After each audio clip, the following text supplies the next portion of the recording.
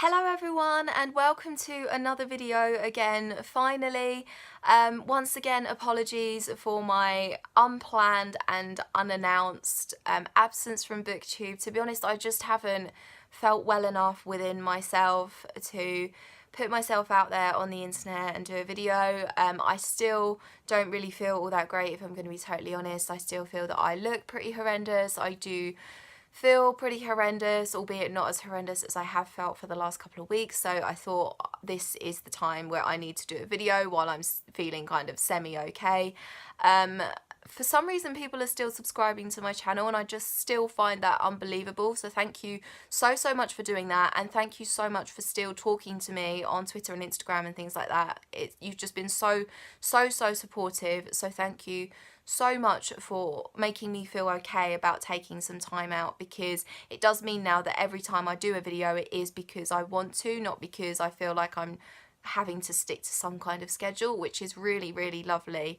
So I felt that I needed to do this video today to kind of cheer myself up, and also just to kind of have like a positive comeback to a booktube. So this is going to be my June favourites video. So if you're new to my channel and you don't know, I do a monthly favourites series on my channel where every month I will do a video talking about all of the non-bookish stuff that I've been loving over the month, to hopefully alert you to them, and hopefully you can go and check them out and enjoy them for yourself. So the first thing that I want to talk about for my June favourites is a film that I saw in the cinema this month, and that is Ocean's 8. So I've been so excited about this film since I first knew that it was going to be a thing, and obviously it was one of my most highly anticipated film releases of this year, and I can safely say that with all of that hype that I had put into it before I went to see it, it still managed to exceed my expectations. It was just so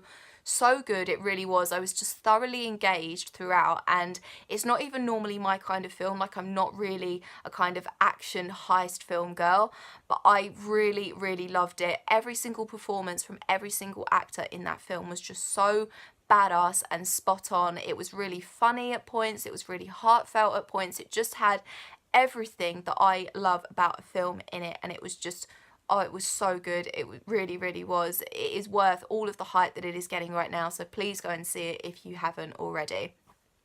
The next thing I want to talk about is a film that's on Netflix, and one of my real life best friends alerted me to this film because she watched it and she said that I would really love it and that I had to watch it. So obviously I know that it's on UK Netflix. I'm not entirely sure what other regions of Netflix it's on, but just search for it, and if it's there in your region, please watch it. And that film is called Handsome Devil. So I don't know why people aren't talking about this film, because it is just so adorable. It follows a group of, namely two guys in a boarding school in Ireland, coming to terms with being gay and the whole idea of what homosexuality is in that very close-knit, religious, male Irish community.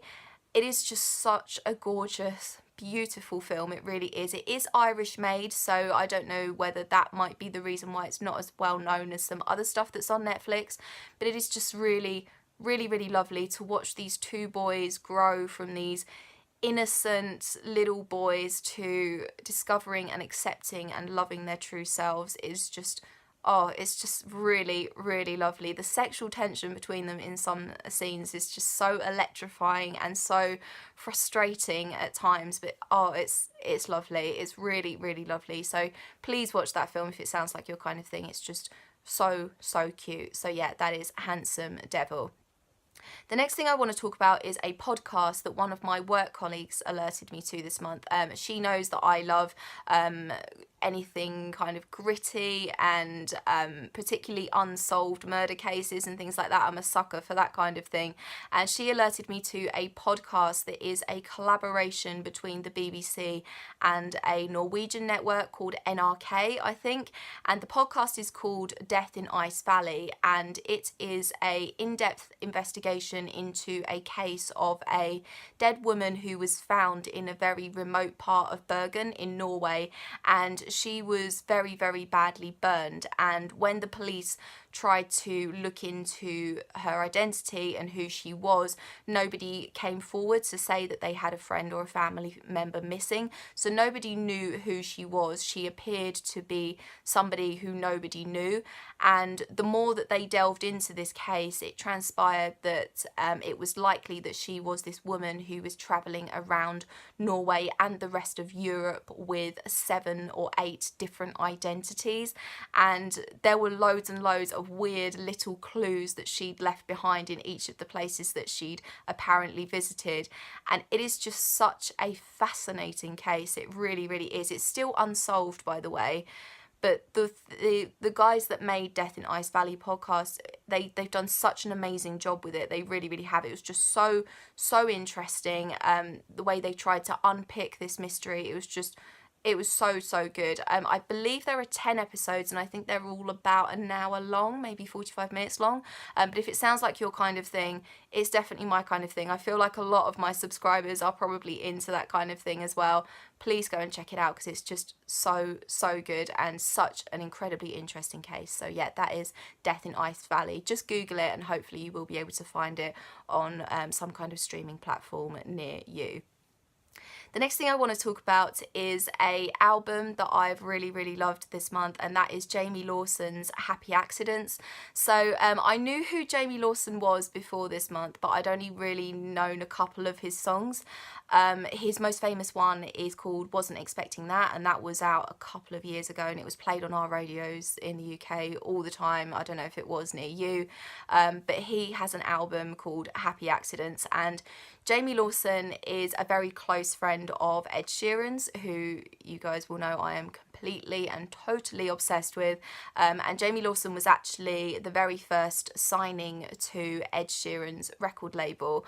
So essentially he works for Ed Sheeran, and this album is very similar to Ed Sheeran's very lovely, kind of easygoing, laid back, acoustic, folky pop kind of style.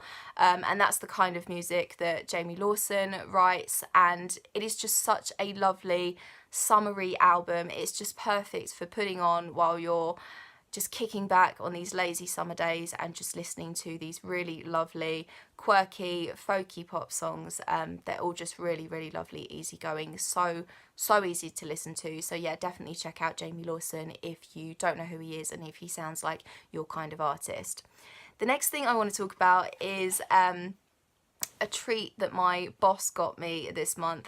She's been really pleased with everything that I've been doing. So I've been doing a lot of stuff that's like outside of my remit, if you like, just to kind of make contacts within the rest of the company and just to basically help out. I have been doing a lot, and she recently got me this little box of World Sea Salt Caramel Fudge, just as a thank you for everything that I've done for her, basically. I wasn't expecting this. I literally just came in after lunch one day a couple of weeks ago, and this was sitting on my desk, and she was like, this is a thank you just for basically everything that you've done for us recently. I was like, that is absolutely adorable. And I have eaten these little fudge pieces. Of course I've eaten them. I ate them pretty quickly. But I believe these are exclusively sold in Borough Market in London, which is literally round the corner from our office. Borough Market, if you don't know the London Bridge, southeast London area, it is a huge organic food market, and they sell pretty much everything. There's butchers, there's bakers, there's obviously fudge makers, there's so many different artisan food makers there every day.